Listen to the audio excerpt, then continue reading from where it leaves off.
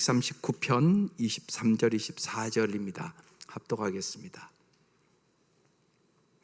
시편 139편 23절 24절.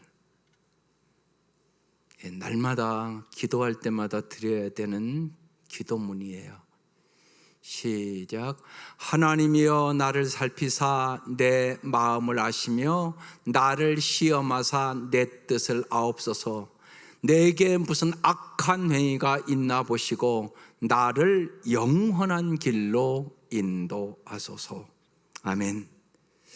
오늘 말씀 영적 자기점검이에요. 우리에게는 왜 영적 자기점검이 필요할까요? 날마다 자기점검, 자기 성찰을 하지 않는 사람은 더 풍성한 삶으로 나아갈 수 없어요. 똑같이 산단 말입니다. 하나님은 우리가 다윗처럼 정말 하나님 마음에 맞는 사람이 되기를 원하세요. 그래서 사도행전 13장 22절에 그 말씀이 딱 기록되어 있어요. 패하시고 다윗을 왕으로 세우시고 증언하여 이르시되 내가 이새의 아들 다윗을 만나니 내 마음에 맞는 사람이라 내 뜻을 다 이루리라. 다윗에게 주었던 그 놀랍고 풍성한 삶을 하나님은 우리에게 주시기를 원하는 거예요. 그런데 오늘 주신 말씀에 다윗이 그냥 그게 된 것이 아니라고, 날마다 다윗이 어떻게 기도했는가를 우리에게 보여주고 있는 것이에요. 날이 갈수록 제가 깊이 깨닫는 것은 하나님과의 친밀한 관계, 정말 우리가 하나님을 깊이 알고 하나님을 사랑하는 것이 우리의 인생의 가장 중요한 일이라는 사실을 깨닫게 돼요. 그러지 않고는 언제나 세상의 노예로 살아요. 돈의 노예, 명예의 노예, 권력의 노예, 인기의 노예 등등. 오늘 하나님은 아주 전지하시고 모든 것을 아시는 하나님이라고 시편 139편이 우리에게 증거해 주고 있는 거예요. 여러분 생각해 보세요. 하나님이 모든 것을 안다면 내가 정말 하나님을 따라갈 때 얼마나 풍성한 삶이 있겠어요. 여러분이 찬송하는 384장 찬송처럼 나의 갈 길을 다 갈수록 예수 인도해 주시면 정말로 맹인 크로스비가 만사형통하리라고 찬양하잖아요. 그 찬양이 우리의 찬양이 돼야 되는 거죠. 그런데 내가 먼저 하나님의 모든 것을 알고 있다는 사실을 진짜 믿을 때 이 일이 이루어지는 거예요. 하나님의 모든 것을 다 아시고 인도한다면 얼마나 큰 위로가 되겠어요. 세상 사람들이 나를 알아주지 못해도 하나님이 나를 잘 아신다면 무엇을 그렇게 걱정할 필요가 있겠어요? 전지전능하신 하나님이 나를 도와주시는데, 나의 고민을 다 아시는 그분께서 정말 나는 비로소 나의 나된 옷을 벗고 청직할 수 있는 거죠. 그 누구도 나의 도움이 되지 못하는 상황에서 하나님이 나와 함께 하심을 아는 행복. 그래서 주의 백성은 어디에서나 진실로 하나님을 알고 사랑하는 사람은 외롭지 않다고요.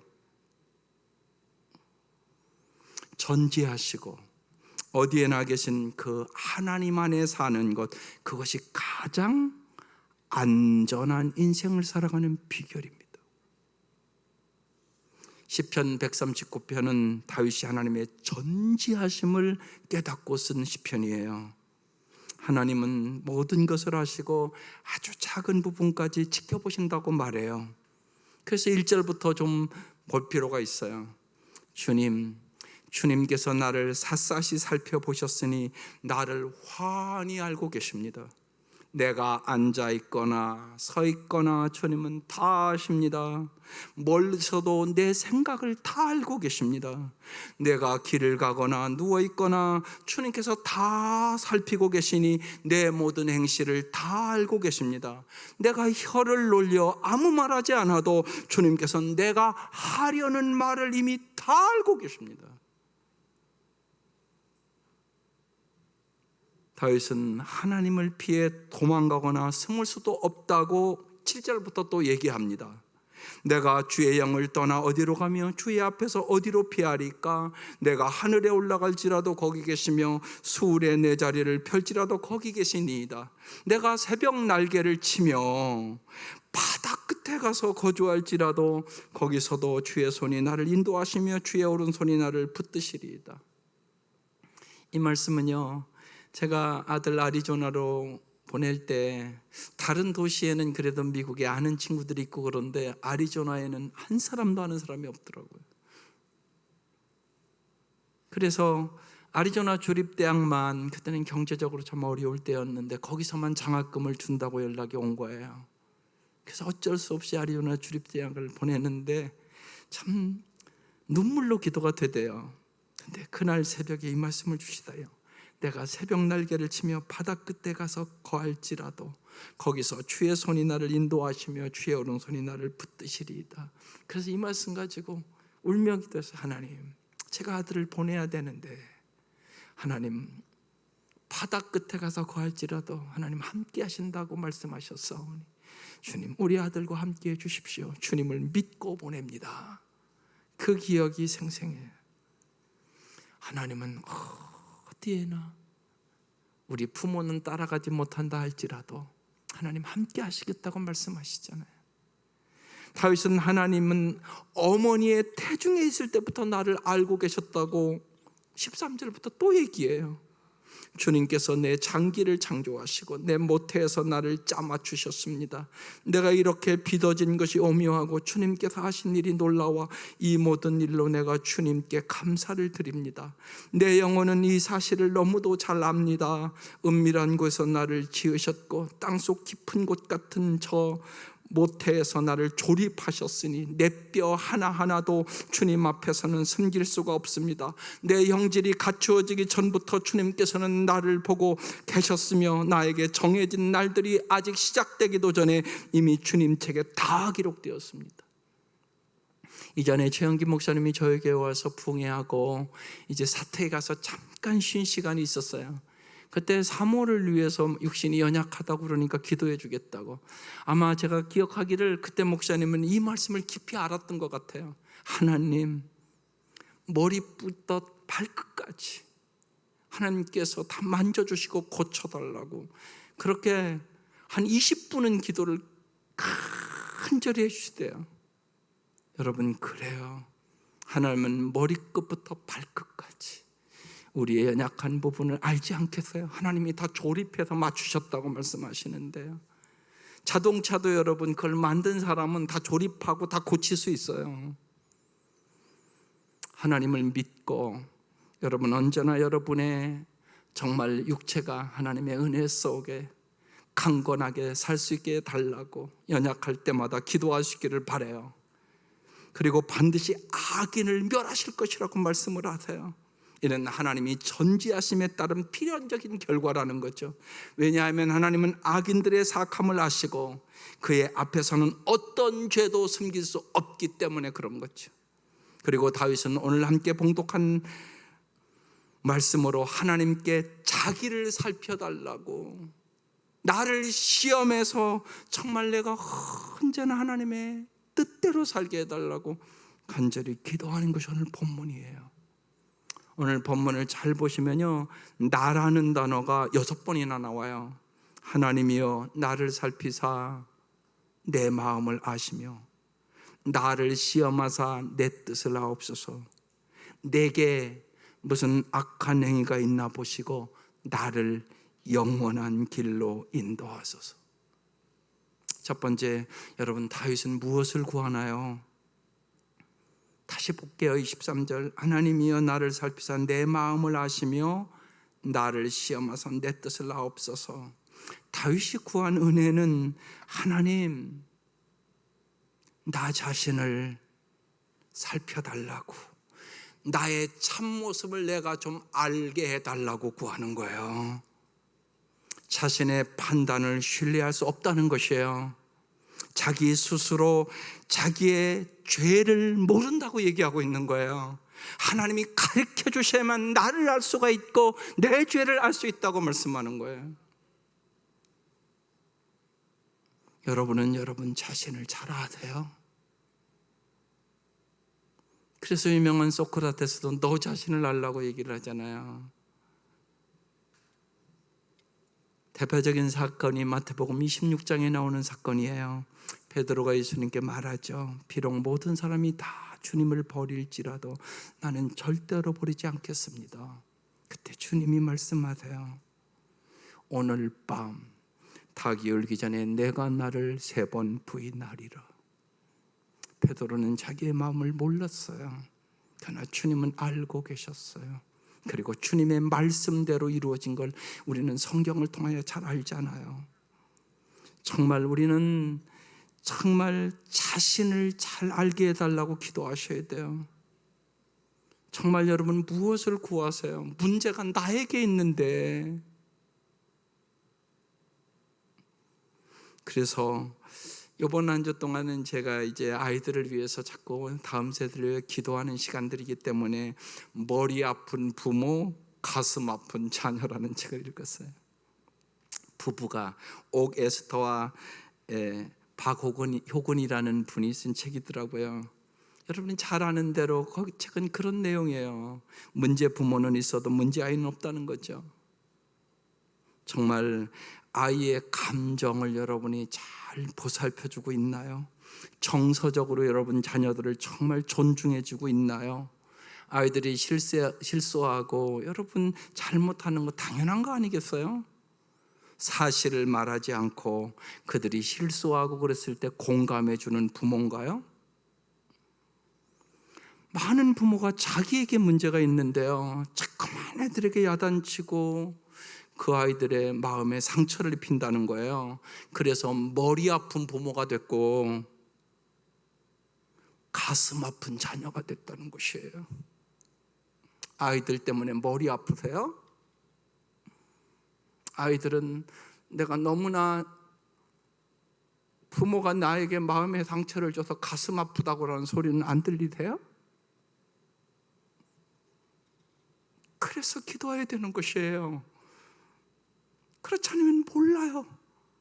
자기가 자기 자녀에게도 얼마나 가슴에 상처를 주는 말을 하는지를 부모가 모르고 있는 거죠. 그래서 이 다윗의 기도가 중요한 기도예요. 현재 자신의 상태를 잘 돌아보세요. 내가 죄에 머물러 있지는 않는가? 고린도후서 13장 5절에 이렇게 말씀해요. 여러분은 믿음으로 살고 있는지 스스로 살피고 시험해 보십시오. 여러분은 예수 그리스도께서 여러분 안에 계시다는 것을 모르십니까?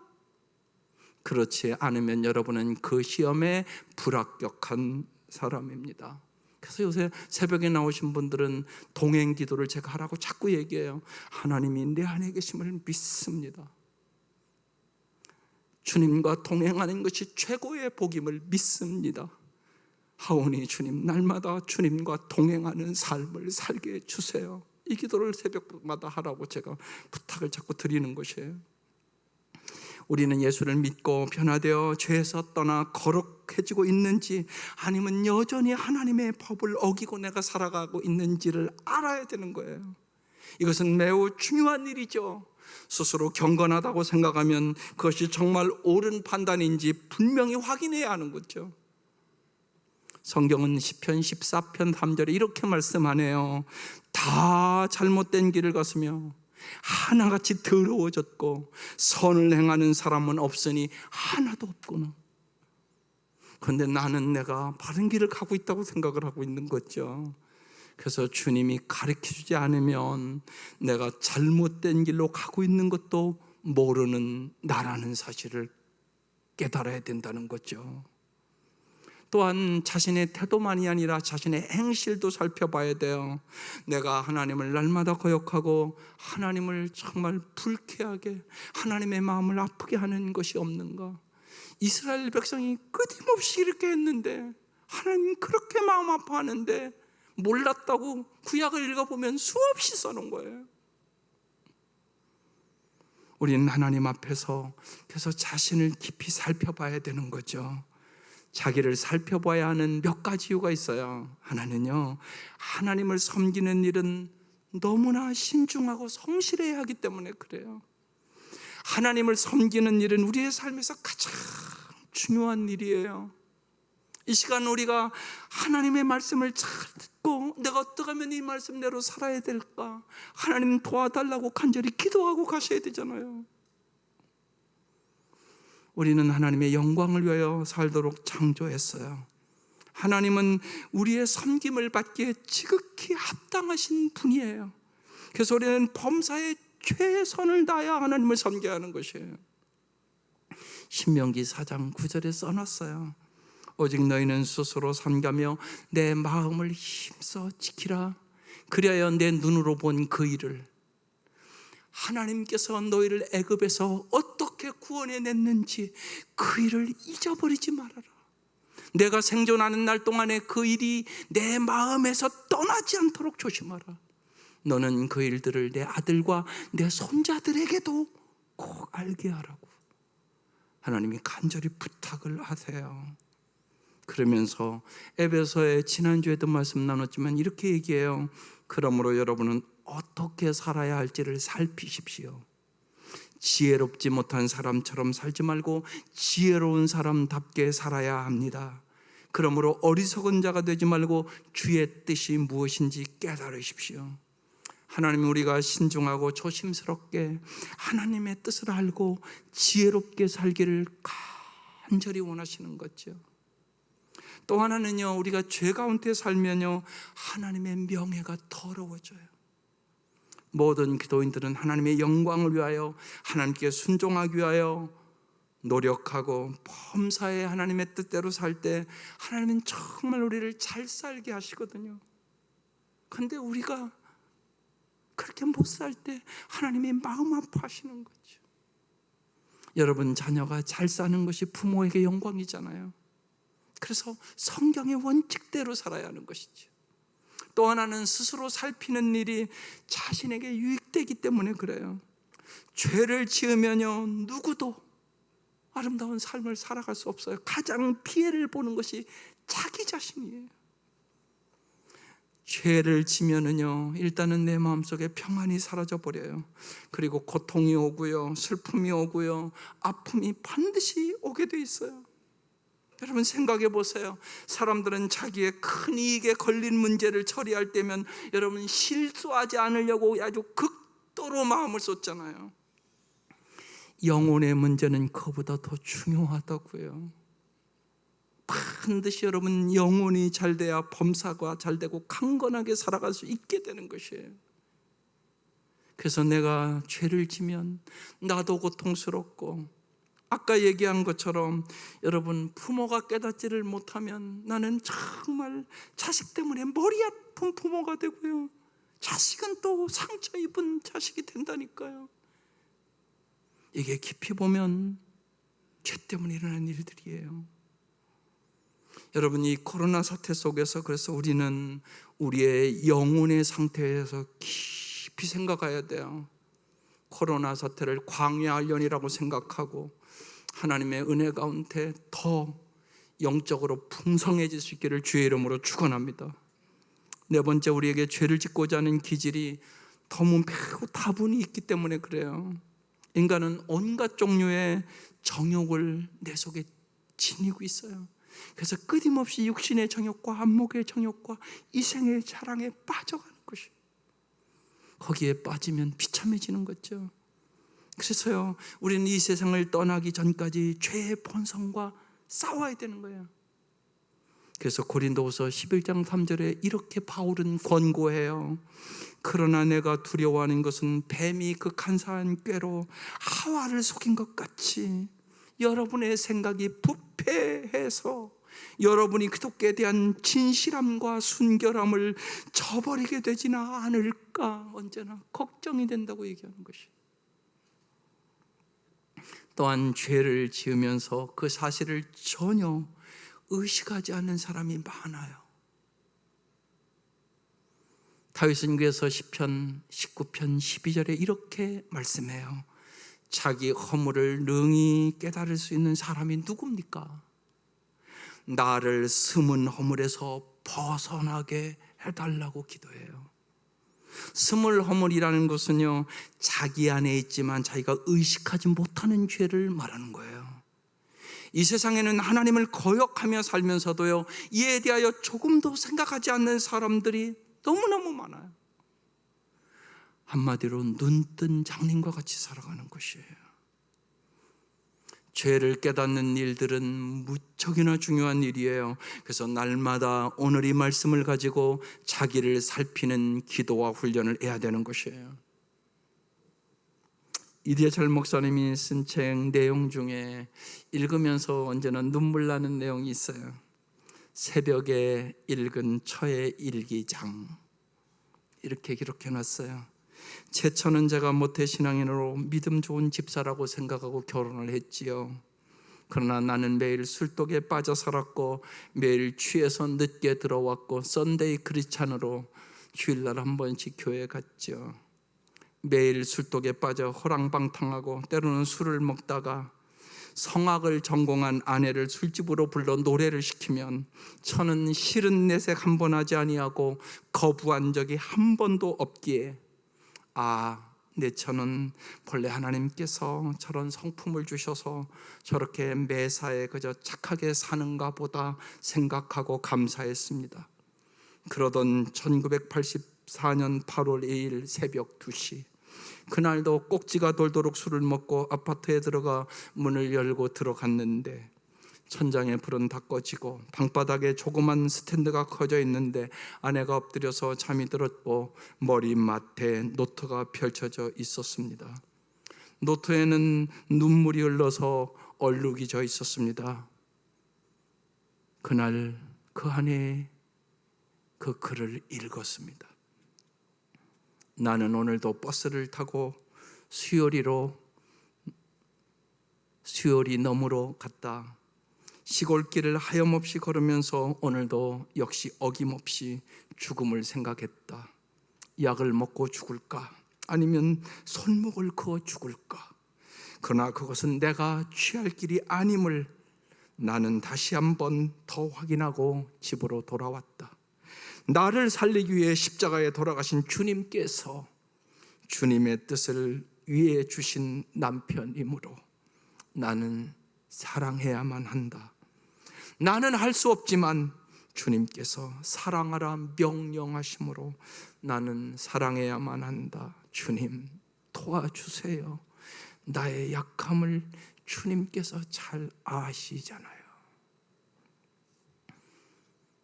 이재철 목사가 그날 그 글을 읽는 순간 자기의 마음과 귀에서 퉁퉁퉁 북소리가 들렸답니다. 자기의 처는 천사가 아니었습니다. 매일 죽음을 생각하는 사람이었습니다. 그런데 주님 때문에 내 곁에서 나를 사랑한다고 하는 사실을 내가 깨닫는 순간 제 인생이 달라졌습니다. 아내에게도 저런 남편하고는 도저히 살 수 없다는 자기 생각이 있었습니다.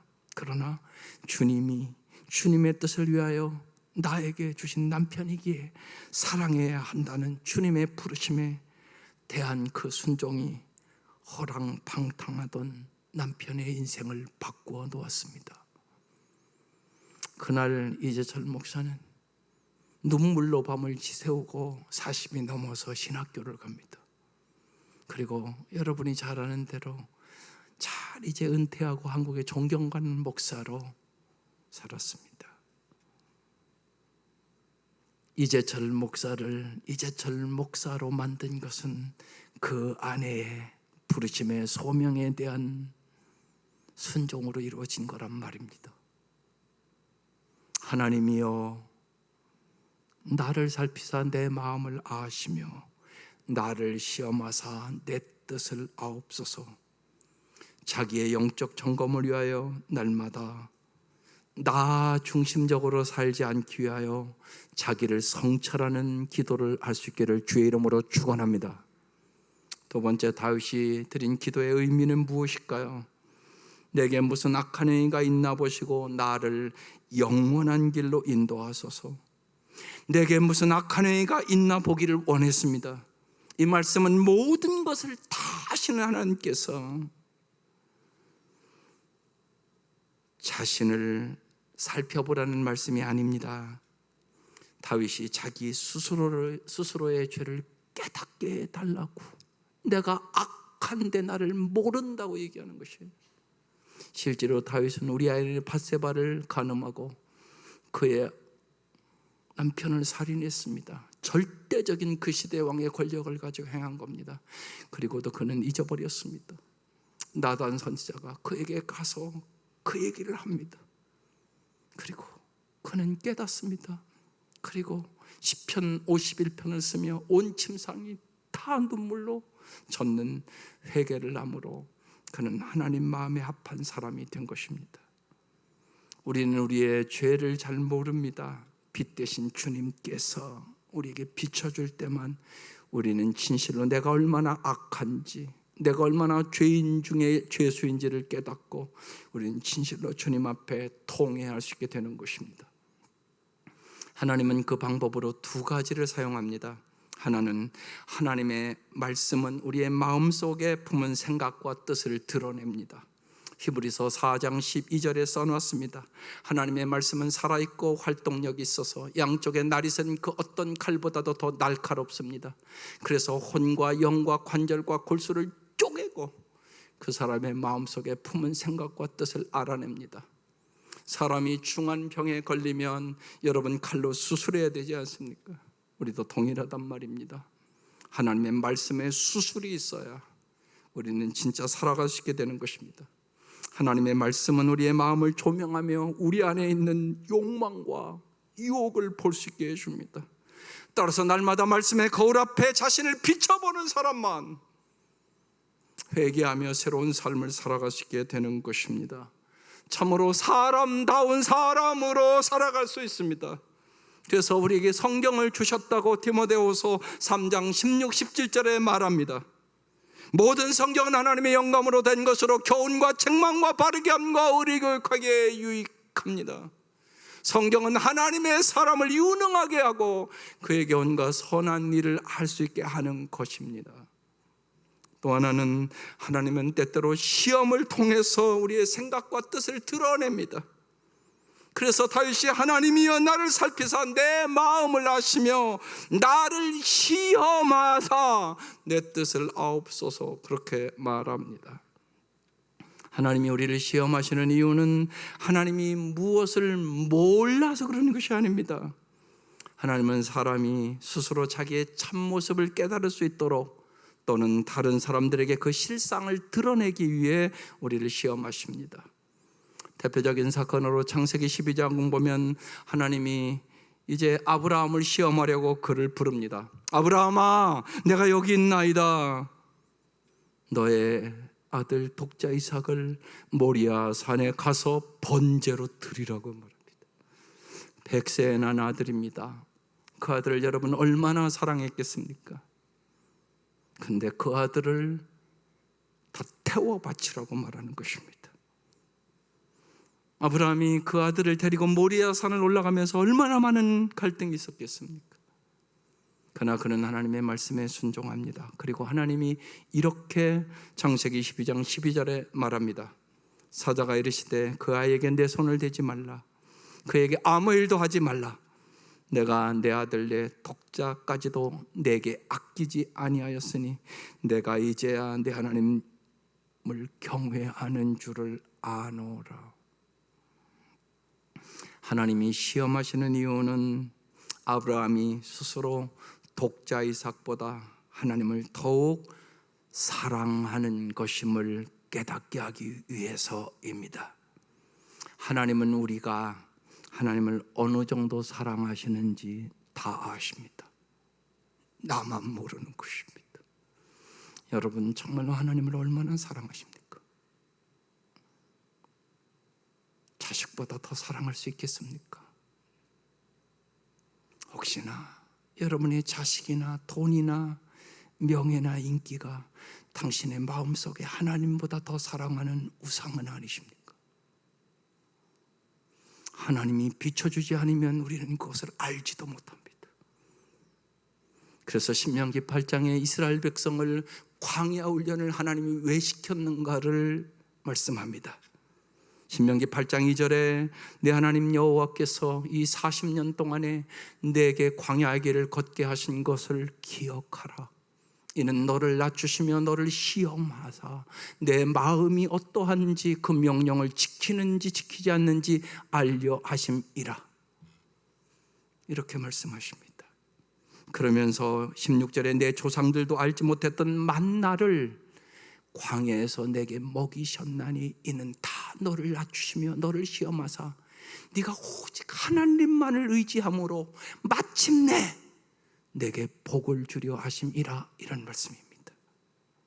하나님은 정말로 우리에게 영원한 복을 주시기를 원합니다. 잠언 9장 8절에는 이런 말씀도 있습니다. 거만한 자를 책망하지 말라. 그가 너를 미워할까 두려우니라. 지혜 있는 자를 책망하라. 그가 너를 사랑하리라.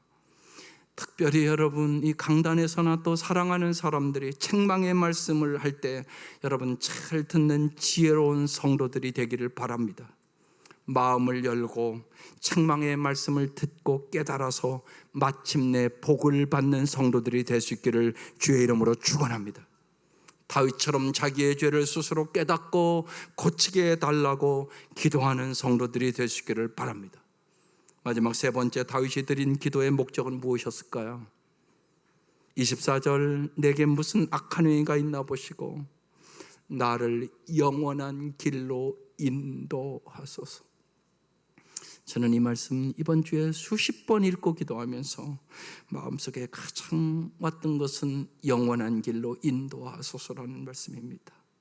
하나님이 우리를 얼마나 영원히 잘 살기를 원하시는지, 그리고 주님이 우리를 영원한 길로 인도하려고 예수님을 왜 이 땅에 보내주셨는지, 예수님이 왜 나를 영원한 길로 인도하게 위해 십자가에 죽으셨는지, 그게 가슴에 너무나 깊이 다가왔습니다.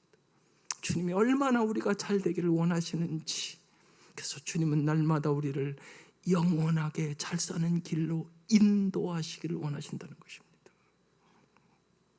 하나님은,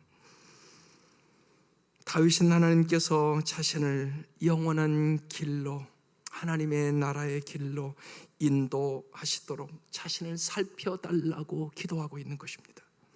다윗은 일시적으로 모양새가 좋은 길을 구하지 않았습니다. 일시적인 세상의 평안과 안식만을 구하지 않았습니다. 모든 시험을 통과해서 정말로 영원한 길로, 하나님의 나라의 길로 나를 인도해 달라고 간구하는 것입니다.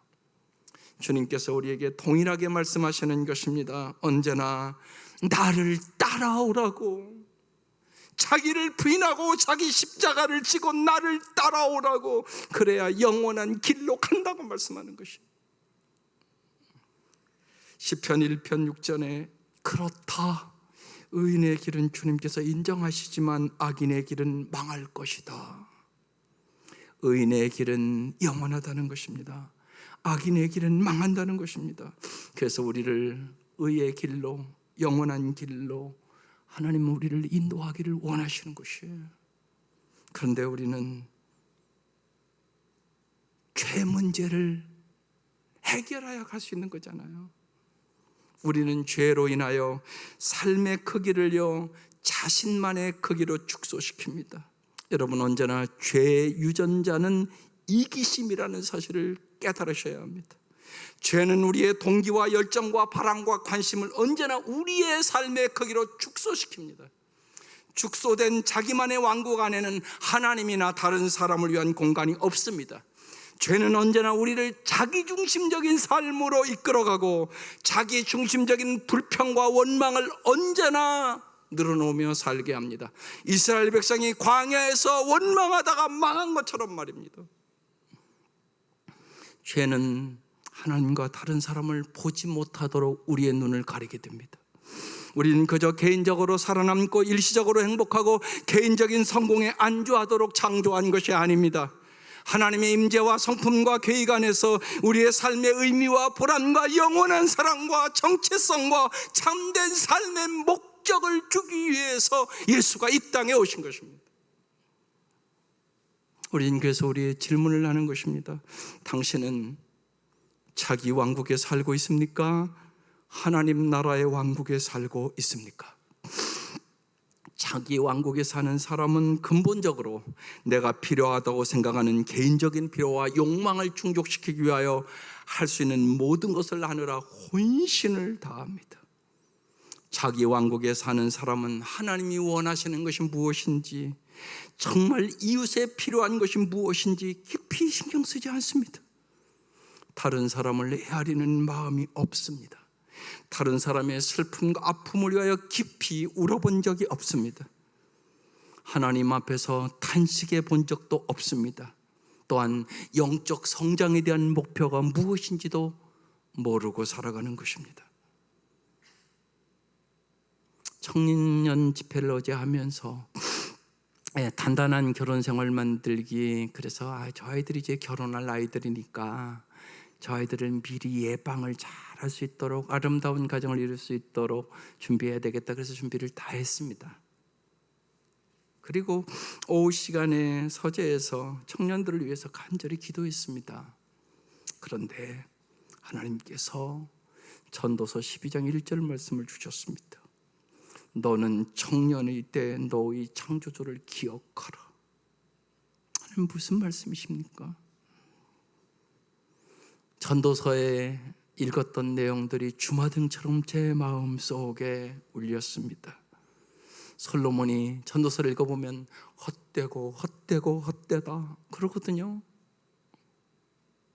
솔로몬은 세상적으로 보면 성공한 사람이잖아요. 세상에 부귀영화 다 누린 사람이잖아요.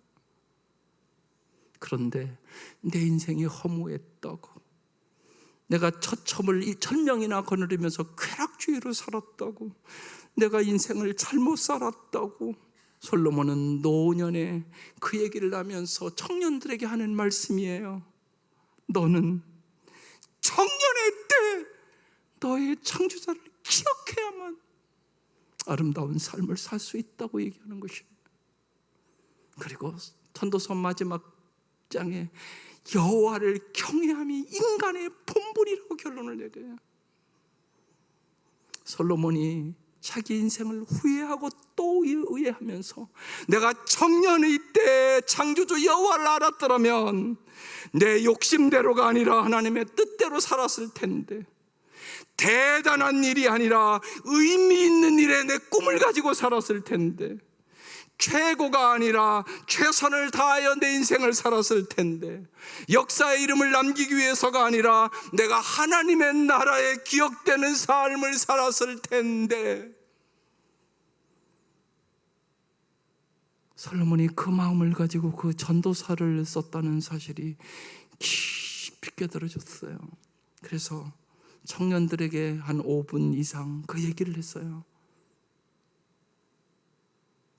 정말로 청년의 때 창조들을 기억하고 살으라고.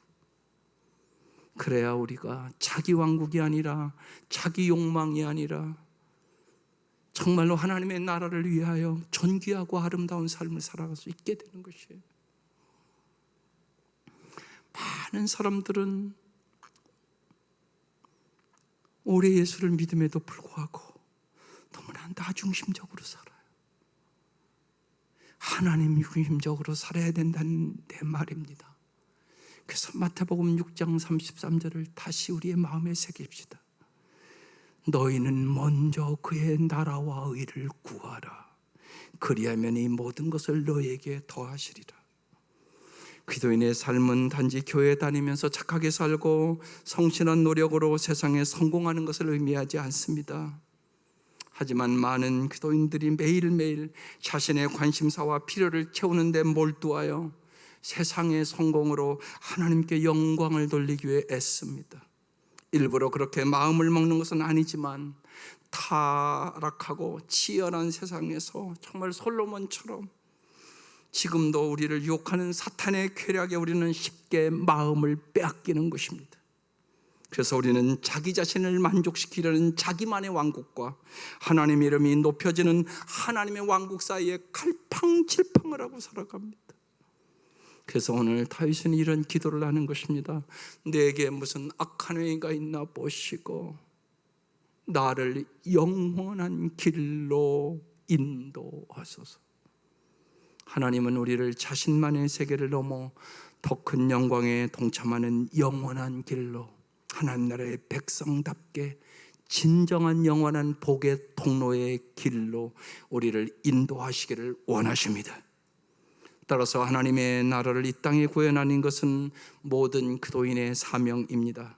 하나님의 나라와 의를 위하여 사는 것은 더 자유롭고 더 탁월하고 더 의미 있고 더 보람 있는 삶임을 여러분 확신하시기를 바랍니다.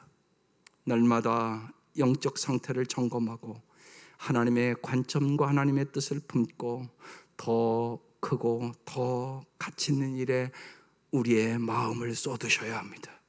그리하면 주께서 다윗에게 주었던 그 큰 은혜를 우리에게도 부어주시고 정말로 다윗처럼 여호와는 나의 목자시니 내게 부족함이 없으리로다, 이 고백이 나의 고백이 되는 것입니다.